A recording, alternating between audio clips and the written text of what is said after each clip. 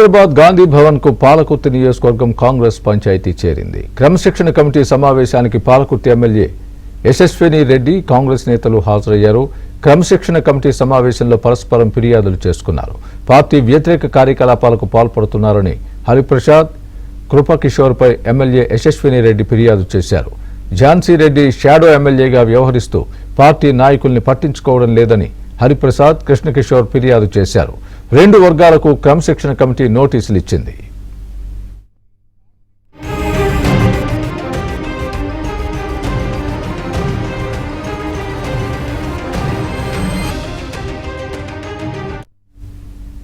ఇదే అంశానికి సంబంధించి పూర్తి అప్డేట్ మా ప్రతినిధి సిద్ధార్థ్ చెబుతారు.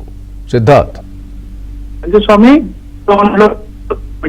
సమావేశం జరుగుతుంది. ఈ సమావేశంలో పాలకుర్తి నియోజకవర్గానికి సంబంధించినటువంటి అంశం ప్రధానంగా చర్చిస్తున్నారు. పార్టీ వ్యతిరేక కార్యకలాపాలకు పాల్పడుతున్నారంటూ పరస్పరంగా ఆరోపణలు చేసుకున్నారు. పార్టీ వ్యతిరేక కార్యకలాపాలకు పాల్పడుతున్నారని హరిప్రసాద్ కృష్ణకిషోర్ పై ఎమ్మెల్యే యశస్విని రెడ్డి ఫిర్యాదు చేశారు.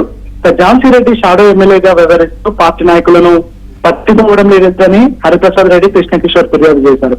పరస్పర ఫిర్యాదుతో క్రమశిక్షణ కమిటీ ఇప్పటికే విచారణను ప్రారంభించింది. ఇప్పటికే 2 దఫాలుగా ఈ విచారణ కొనసాగింది. అయితే ఎమ్మెల్యే యశస్విని రెడ్డి ఇన్ని రోజులు అబ్రాడ్ లో ఉండడంతో తాను ఈ రోజు కమిటీ ముందు హాజరయ్యింది. ఇన్ని రోజులు జరిగినటువంటి విషయాలన్నింటినీ కమిటీ దృష్టికి తీసుకొచ్చింది. ఇక దానిపై కమిటీ ఎలాంటి నిర్ణయం తీసుకుంటుందో చూడాలి. ఇక మరోవైపు కామారెడ్డికి సంబంధించినటువంటి కొంతమంది నేతలు వచ్చారు.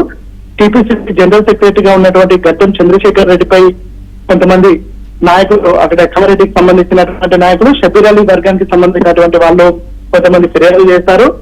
ముసలినక అంటూ షబీర్ అలీని ఉద్దేశించి చంద్రశేఖర్ రెడ్డి చేసినటువంటి వ్యాఖ్యలపై ఖచ్చితంగా చర్యలు తీసుకోవాలని వాళ్ళు కోరుతున్నారు. సొంత పార్టీలో ఉంటూ సొంత పార్టీ నేతల పైన దుర్భాషలాడితే అది అక్కడ మిగతా రాజకీయ పార్టీలకు వాళ్ళ చేతికి ఆయుధం ఇచ్చినట్టు అవుతుంది. కాబట్టి షబీర్ అలీపై అనవసరంగా దుర్భాషలాడినటువంటి చంద్రశేఖర్ రెడ్డిపై చర్యలు తీసుకోవాలని వాళ్ళు డిమాండ్ చేస్తున్నారు. దానికి సంబంధించినటువంటి అంశంపై కూడా క్రమశిక్షణ కమిటీ చర్చిస్తుంది. ఇక ఈ 2 అంశాలను ప్రస్తుతం అయితే చర్చిస్తున్నారు. దీనిపై ఈ రోజు కానీ లేదా మరొక రోజు సమావేశం పెట్టి దాంట్లో కానీ ఈ 2 సమస్యలపైన ఒక పరిష్కారం తీసుకొచ్చే దిశగా చూస్తున్నారు. ఇక క్రమశిక్షణ కమిటీ రానున్నటువంటి ఎన్నికలను దృష్టిలో పెట్టుకుని పార్టీ బలోపేతాన్ని దృష్టిలో పెట్టుకుని చర్యలు తీసుకునే అవకాశం ఉంది. Right, thanks Siddharth.